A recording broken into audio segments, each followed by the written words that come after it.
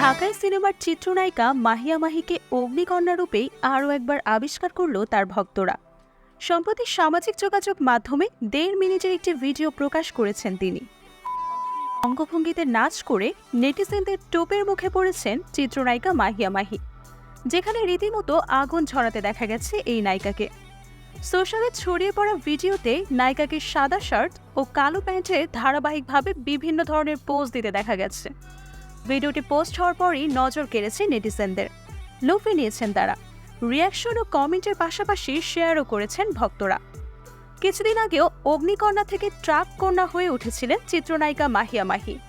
রাজনীতিতে নেমে মিডিয়া জগৎ ছাড়ারও ঘোষণা দিয়েছিলেন এই নায়িকা, কিন্তু রাজনীতির মাঠ তাকে প্রত্যাখ্যান করেছে, তাই আবারও মিডিয়াতে ফিরছেন এই নায়িকা।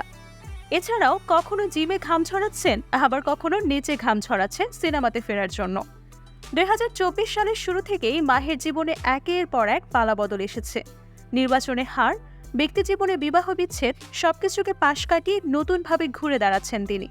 তার এই ঘুরে দাঁড়ানোর পরিবর্তন চাই ভক্তরা দেখল ১.৫ মিনিটের এক ভিডিওতে। মাহিকে সবশেষ সাকিবের রাজকুমার ছবিতে ক্যামিও চরিত্রে অভিনয় করতে দেখা গিয়েছে।